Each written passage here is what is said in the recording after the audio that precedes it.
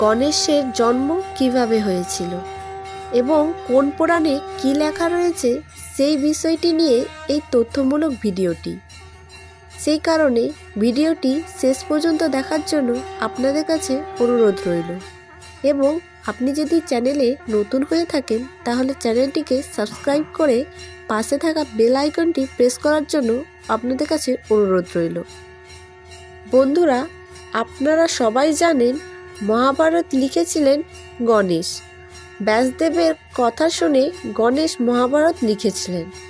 কথিত আছে গণেশ চতুর্থী থেকেই শুরু হয়েছিল মহাভারত লেখার কাজ। 10 দিন টানা লেখার পর গণেশের শরীরে ধুলো ময়লা জমে গিয়েছিল, তাই 10 দিন পর তিনি সরস্বতী নদীতে স্নান করে দেহ পরিষ্কার করেন। পৌরাণিক মতে এই চতুর্থীতেই জন্ম হয়েছিল গণেশের। কিভাবে হয়েছিল গণেশের জন্ম তা নিয়েও কিন্তু নানা কাহিনী রয়েছে। শিবপুরাণ অনুযায়ী পার্বতী একদিন নন্দীকে দ্বাররক্ষী নিযুক্ত করে স্নান করতে গিয়েছিলেন। সেই সময় শিব নন্দীকে তিরস্কার করে স্নানাগারে প্রবেশ করেন। এতে অপমানিত পার্বতী সখী জয়া ও বিজয়ার সঙ্গে পরামর্শ করে জল থেকে পাঁক তুলে সুন্দর পুত্রের মূর্তি নির্মাণ করেন আর সেই মূর্তিতেই প্রাণ প্রতিষ্ঠা করেন। এরপর সেই পুত্রকে দ্বাররক্ষীতে নিয়োগ করে পার্বতী স্নানে গিয়েছিলেন। সেই সময় শিব স্নানাগারে প্রবেশ করতে চাইলে পার্বতীর ওই পুত্র বাধা দেন। শিব তার অনুচর এবং সকল দেবতা ওই বালককে পরাজিত করতে ব্যর্থ হন।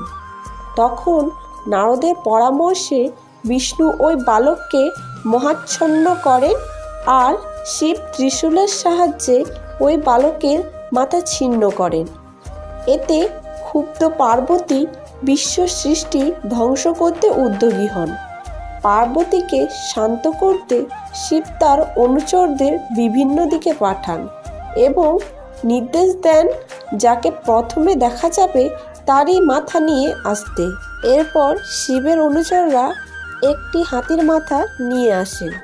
দেবতারা সেই মাথায় গণেশের ধরের উপর বসিয়ে দেন আর গণেশকে জীবিত করেন। আবার পদ্মপুরাণ অনুযায়ী হরপার্বতী ঐরাবতের বেশে বনে বিহার করেছিলেন। তাদের সেই রূপে মিলনের ফলেই গজমুণ্ড গণেশের জন্ম হয়।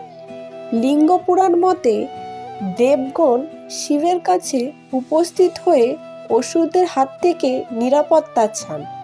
তখন দেবগণকে রক্ষার জন্য শিব নিজের শরীর থেকে গণেশের জন্ম দেন। দেবী পুরাণ মতে আবার শিবের রাজসিক ভাব দেখা দিলে তার 2 হাত ঘামতে থাকে। সেই ঘাম থেকেই জন্ম হয় গণেশের। বামন পুরাণ মতে পার্বতী স্নানের সময় নিজের গায়ের ময়লা দিয়ে চতুর্ভুজ গজাননের মূর্তি তৈরি করেন। মহাদেব তাকে পুত্ররূপে গ্রহণ করেন। এছাড়াও মৎস্য পুরাণ, বরাহ পুরাণ, বৃহৎ ধর্ম পুরাণ, ব্রহ্ম বৈবর্ত পুরাণ, স্কন্দ পুরাণ মতে গণেশের জন্মের এবং তার গজমুণ্ড প্রাপ্তির আলাদা কাহিনী রয়েছে। ইতিহাসবিদদের মতে বৈদিক ও প্রাকবৈদিক উৎসে গণেশের উল্লেখ পাওয়া গিয়েছে। তবে পৃথক দেবতা হিসেবে গণেশের উদ্ভব হয়েছিল গুপ্ত যুগে। 9ম শতাব্দীতে 5 প্রধান দেবতার মধ্যে গণেশ অন্যতম দেবতা হিসেবে গণ্য হন। এই সময়ে গণেশকে সর্বোচ্চ দেবতার স্বীকৃতি দিয়ে উদ্ভব ঘটে গাণপত্য সম্প্রদায়। তো বন্ধুরা, আপনাদের কাছে এই ভিডিওটি কেমন লেগেছে? যদি ভালো লেগে থাকে তাহলে অবশ্যই একটি লাইক, একটি কমেন্ট এবং বন্ধুদের মাঝে শেয়ার করতে ভুলবেন না। ধন্যবাদ এতক্ষণ সাথে থাকার জন্য।